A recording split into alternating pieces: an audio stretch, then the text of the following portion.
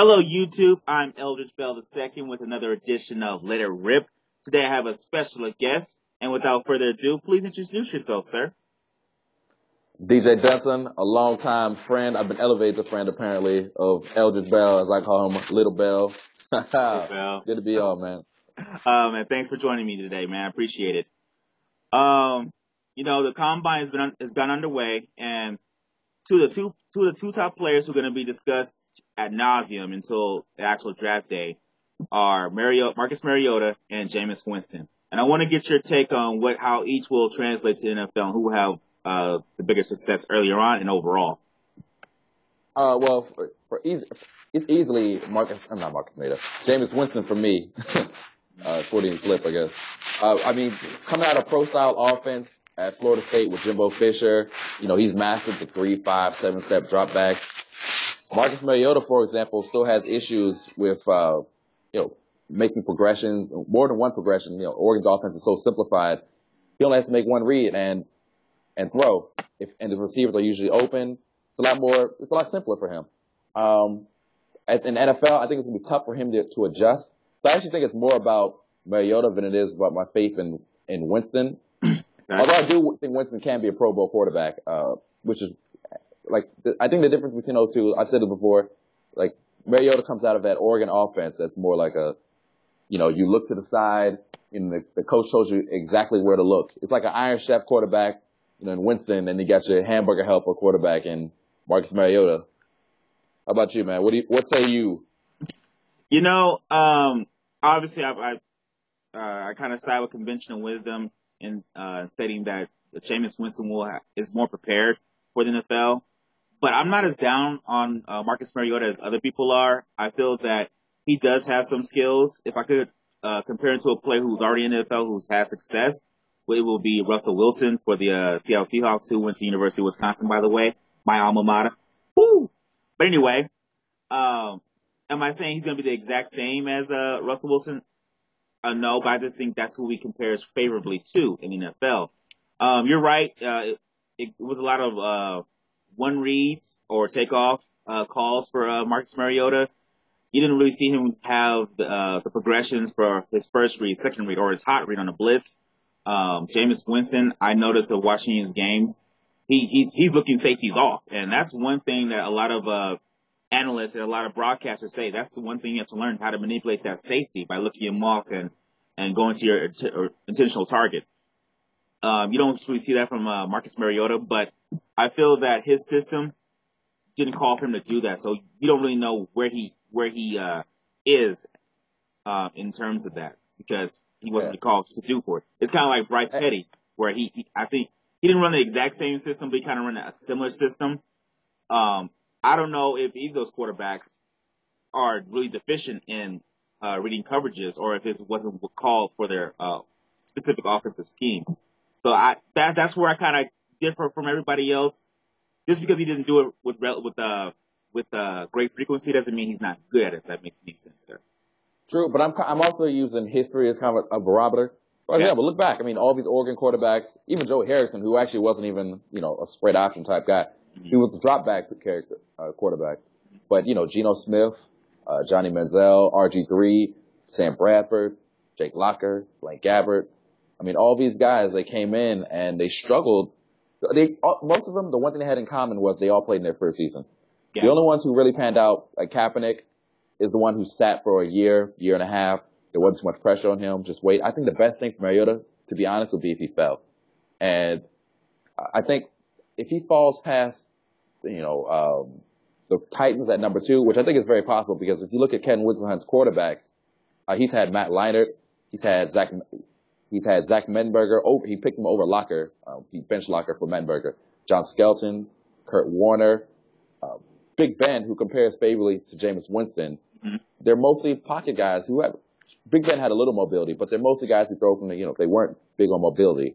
And I think that's what Tennessee wants. If he falls a little bit, I think there's a chance that Eagles trade up, or if the Eagles aren't interested, like I said, you never know. It seems unlikely, but maybe the Rams, the Texans could be interested in either one of those two. So it'll be interesting to see.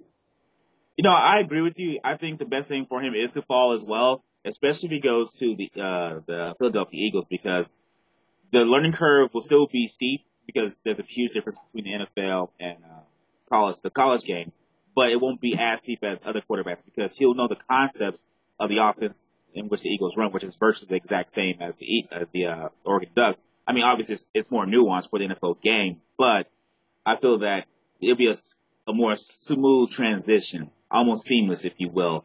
Another situation would be good for him, I think personally, even though I know you and I disagree on this. If he went to Buffalo, if he fell to Buffalo, I think that would be a good situation for him. I know how you feel with Rex Ryan, him not being a quarterback developer or guru, which likes to be a term that likes to be thrown out a lot. But I feel that would be a great place for him because the defense is really top notch. He has a solid running game, depending on Fred Jackson and C.J. Spiller, depending on how they pan out in this offseason. The offensive line is okay. They have Sammy Watkins. They have Robert Woods. Their tight end is not bad either. I think that's a solid team. I think that'll kind of put them in the same situation as Russell Wilson when he was first drafted by the Seattle Seahawks 3 years ago. Or another ex-Eagles head coach, Andy Reid with the Chiefs. I think he'd be a good fit for the Chiefs as well. He can sit behind Alex Smith, who's a very similar style to him, although I think he's more talented than Alex. Yeah, coming out of Utah, he ran a spread option too. Yep. And okay. Sorry. So we've gotten past that. Let's talk about recent days in the combine. Does Jameis Winston's weight worry you? Because one thing that it does kind of get to me a little bit, because I remember I saw him back when he was in high school, clips of him when he was in high school, and his face was a lot skinnier, a lot more svelte. He ran a lot more. He was a 1,000-yard runner, so he was a little more athletic. When I saw that photo of him with his belly hanging over his belt, I got a little worried. I didn't think Jamarcus, because Jamarcus was a whole other beast, but you don't want your quarterback looking like he got Byron Leftwich, he ate Byron Leftwich. You know what I'm saying? Or, I'm just saying, you don't want, he looked like he had too many crab legs. That's all it is. He's only 9 pounds heavier than Marcus Mariota, but Mariota, a little more lean, a little more muscle. As we know, muscle weighs more than fat, and crab legs, and crab fat. So, you just gonna keep flaming them, huh? Okay. I got so many crab legs. Like, who has better legs? Marcus Mariota or Jameis Winston's crab legs? I mean, so I can do this all day. But basically, yeah, his weight, it's something he needs to keep in check. I'll say this. I don't think his weight is paramount when it comes to evaluating him. I think it will be something he has to watch over the course of his career. I don't think he'll be able to eat anything and then just be able to play on Sundays. I don't think he'll be that kind of player. But maybe it's just me. I don't feel that should be something that people should worry about or scouts should worry about. He had to lose 23 pounds. I just don't find it, because honestly he was still pretty good, and I think that what was he at was he at 245 when he was playing? And 254, and he's dropped it to 231. Okay, so that's a lot, but I give him credit for having the presence of mind or the wherewithal to say, well, I'm going to the league now. I can be 254 and still put up numbers like I did in college. So I give that a plus. Like, for me, I don't really consider that an issue. Now, if he went into training camp and he's 260, then we go, hey, you might want to look at some highlights or lowlights of Jamarcus Russell and see how far that got him. But I really don't find anything wrong with that. That's fair. That's just from my point of view. I want to keeping on Jameis Winston, I want to get your opinion on how do you feel? Do you feel that the combine is monumental for Jameis Winston to be picked number one?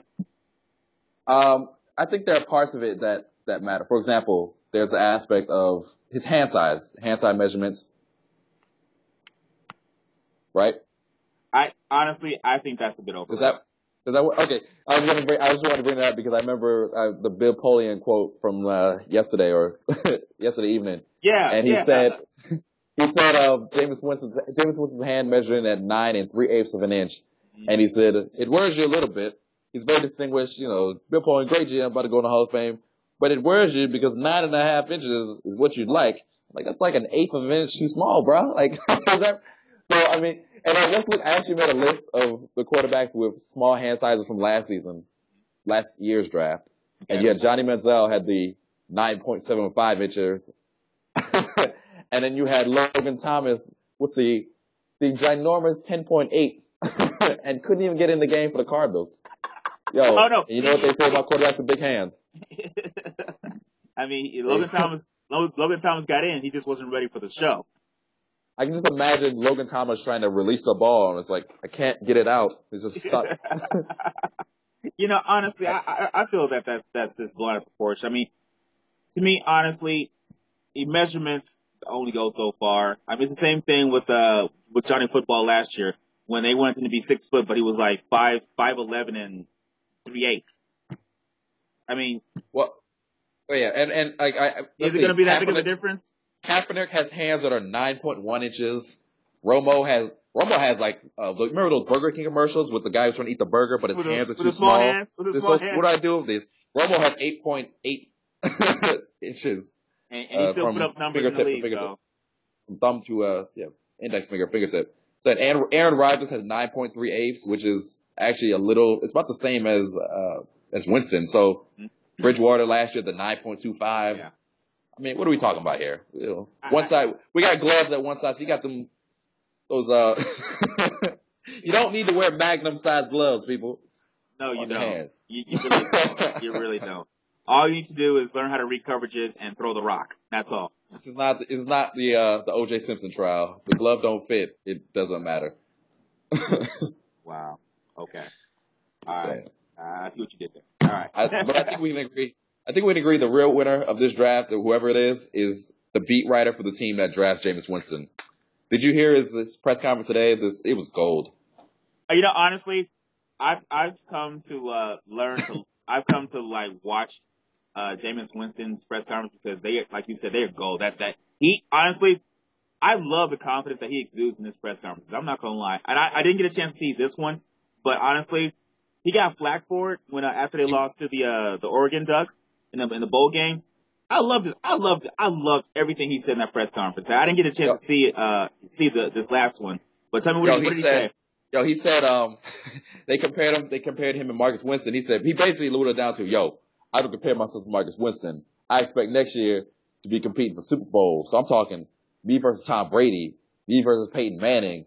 Oh man, he's thinking big. It's so crazy. It just might work. But okay, let me ask you a question. Because honestly, I like that, and I think that resonates with the team, and you kind of want your quarterback to have that. But a lot of people view that as arrogance, too cocky. Well, what is your opinion? Because I think that's gold. That's what you want. No, it's only cocky. I think that Cam Newton is cocky, for example. Because the one thing I don't like about Cam is Cam will hype himself up, and he'll put, like, when he struggles, it's like these guys need to do what their job. It's almost like he knows he can be great if people around him would just match his greatness. James is like, we expect to be winning Super Bowls next year. You know what I'm saying? James, when they're down in downtime, you see James on the sideline. You don't see him like Cam with his head in a towel looking down. James is like talking to people, like, joking around, like trying to get him up. He knows how to communicate with individual teammates. He knows exactly what to say to each person. He gets it. And so I don't know. I take it as just his confidence that he exudes, versus, cocky Newton, as I call him. It's a difference. There's a difference. No, I agree. And one thing that hasn't really been highlighted when it comes to Jameis Winston, and this is one of the reasons why I think he'll be a great pro, depending on where he goes, obviously. But if he goes to Tampa Bay, I think he'll be a great pro. Is the way he's so myopic when it comes to game day. I mean, everybody knows about the controversy, so there's no point in even delving into that. But the way he was getting criticized or analyzed, and yet every Saturday, he was going in, winning games. And not just winning blowout games, but he was winning games where they weren't playing well, and he had that look about him. It's like, I don't care what the first 3 quarters were like. 4th quarter's my quarter. We're going to win. And you saw how he was able to galvanize his team into one goal, and that one goal was to win. And that's one thing I don't think gets talked about enough about when it comes to Jameis Winston. He has that he has that it, for lack of a better word, when it comes to winning games. And that's what you want your quarterback to have. You can't qualify it. You can't even quantify it. But yeah, you lace them up. And we haven't seen that from Mariota yet. At least on a big game, I haven't seen it yet. So where I stand. That's also, that leads, that's a kind of a good segue that I want to talk about Mariota and Jameis Winston. Because guys were saying that in his meetings at the Combine that it's one of the best interviews you've ever seen. They were kind of blown away. How much stock does that really put into Marcus Mariota when it comes to game days when he has to lead a team? Because I think Jameis Winston is more prepared to lead a team as opposed to Marcus Mariota. Not to say that Marcus Mariota can't do it. I think he's more prepared. What are your thoughts? How do you think, because he blew away GMs, do you think that translates to him actually being a great leader? I mean, you wouldn't interview for a job in an accounting firm by, yelling in front of 50 people in the middle of a field on a Saturday. So why does it matter if he wants to interview for a job leading, 52 testosterone-driven football players with, why would talking to a GM for, 15 minutes about his upbringing and his family and, drawing up a few plays on a chalkboard? Well, I just don't understand how that would have anything to do with him being a great NFL quarterback. So no, I don't take anything into that. We already know he's a, upstanding, guy. He's, humble. People love that. GMs probably love that. And Winston is a different type of guy. He's a little bit, he's out sure there. Of himself. He's a little sure of himself. Yeah. But I don't mean, there are lots of guys who are different type of leaders. So it doesn't matter, in my opinion. I heard that earlier and I thought, I brushed it aside, swept off my shoulders like Jay. One last question before we wrap it up. What do you think? Do you think it's a good idea for the Buccaneers to draft him, considering the fact that he wasn't trouble in the state of Florida? Do you think it'd be better for him to get a fresh scenery? Nah, I mean, no, because it's not like he's from Florida, so it's not like he has family there it's from Alabama, which is nearby, I guess, so with Tennessee, but it's not like he has family in that area, in that immediate vicinity, brothers and cousin Pookie and cousin Devon, who are gonna be like, yo, you trying to go to Burger King and steal some straws and some Whoppers and write it, not write it, but Kool-Aid? Like, no, man, he'll be fine. It'll be fine. I mean, it wouldn't deter me from drafting him if I'm the Buccaneers, but it would give me just a hint of caution, if you will, a hint of trepidation. But once I start looking at the tape, I'm like, and the Tampa Bay Buccaneers select Jameis Winston, Florida State quarterback. I mean, that's just me though. It would give me a little pause. I'll probably have some parameters set in place so he doesn't venture out and just cause a lot of controversy, but I still take him personally. He's just too much of a talent, and I think that will elevate Lovey into the upper echelon of coaching if he was able to get Jameis Winston. Because we all know if there's one true truth in NFL, a quarterback makes you into an elite coach. Ask Bill Belichick. Ask Pete Carroll. All right. I mean, even though the cheat, hey man, I thought the one true. Well, it reminds me of my favorite quote from a NFL quarterback. I can't remember who said it, but he said, the difference between NFL and college, that in college your receivers are open, you just got to hit them. In NFL, they're always covered. You got to lead them open. And I like Jameis' anticipation ability. So, I know, where I stand on that. I'm 100% behind Mariota, just as I was 100% behind Bridgewater over Manziel. This will probably be, the same. We get so hyped up in this playmaker quarterback thing. I think we forget that this pro style thing matters. It's nice to have running ability, which Jameis has, but he's got a boring type of efficiency that's just, he's great. He's going to be great in the NFL. No, I agree. And I hate to use the exact same thing that that most people are saying in terms of playmaker versus a good quarterback. I think Jameis Winston's a great quarterback, but I think if all plays out well, for each individual player, and Marcus Mariota goes to the right situation, I think Jameis Winston would be the more consistent quarterback earlier on and put up better numbers. But I think Marcus Mariota will put up those spectacular plays that you'll see on ESPN. Did you see Marcus? Man. Didn't Vince Young do that? He did. And the difference between, I'm hoping the difference between Vince Young and Marcus Mariota is that Mariota will evolve his game over time and not just rely on his athleticism like Michael Vick and Vince Young did for so long. Oh, all right. Well, no, that's what I'm saying. I'm hoping.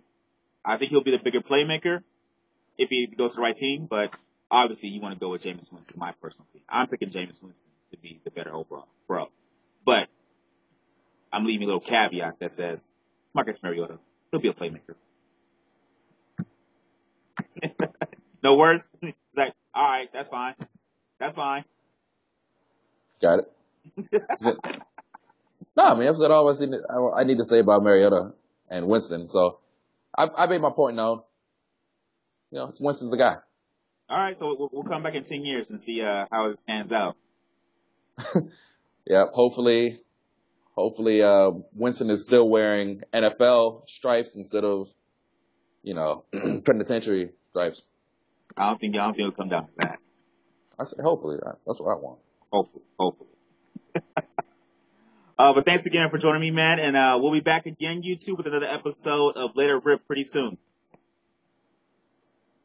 Peace.